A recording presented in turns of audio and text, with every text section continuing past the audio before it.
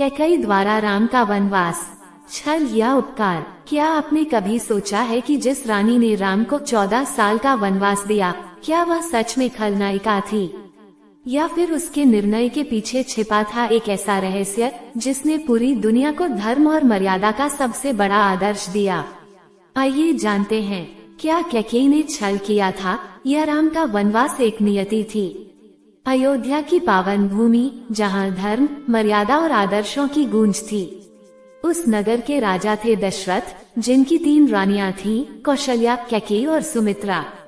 उनके 4 पुत्र थे, राम, भरत, लक्ष्मण और शत्रुघ्न। इनमें राम सबसे बड़े और सबसे प्रिय थे। वे मर्यादा, धर्म और करुणा के प्रतीक थे।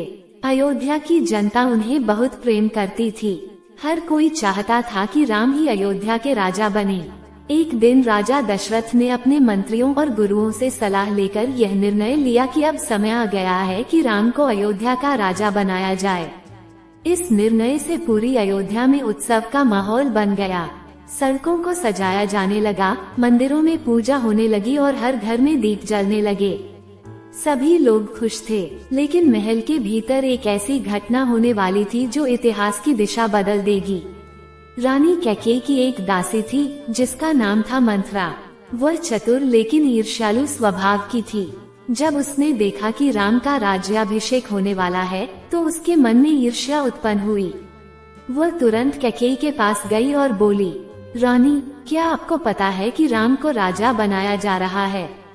कैकेयी मुस्कुराकर बोली, हाँ मंथरा, ये तो बहुत खुशी की बात है। राम मेरे भी पुत्र जैसे हैं। लेकिन मंथरा ने धीरे धीरे उसके मन में शंका के बीज बोने शुरू कर दिए।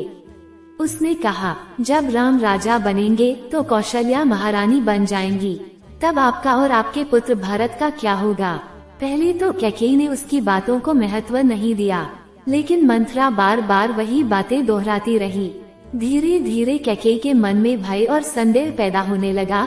तब मंथरा ने कैकेयी को एक पुरानी घटना याद दिलाई। एक बार युद्ध के समय कैकेयी ने राजा दशरथ की जान बचाई थी।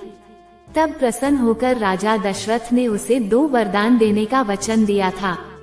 मंथरा बोली, रानी, यही समय है उन वरदानों को मांगने का।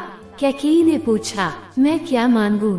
मंथरा ने कहा, पहला वरदान यह मांगो कि भरत को अयोध्या का राजा बनाया जाए, और दूसरा वरदान ये भी मांगो कि राम को 14 वर्ष का वनवास दिया जाए। ये सुनकर कैकेयी चौंक गई, लेकिन मंथरा ने उसे समझाया कि यदि राम अयोध्या में रहेंगे तो भरत कभी राजा नहीं बन पाएंगे।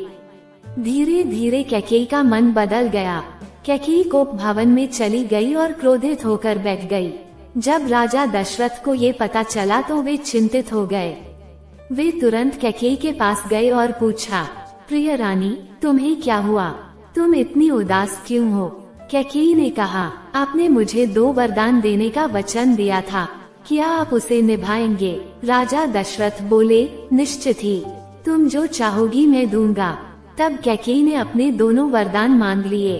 भरत को अयोध्या का राजा बनाया जाए, राम को 14 वर्ष के लिए वनवास भेजा जाए। ये सुनते ही राजा दशरथ स्तब्ध रह गए। दशरथ राम से अत्यंत प्रेम करते थे। वे उन्हें अपने प्राणों से भी अधिक प्रिय मानते थे।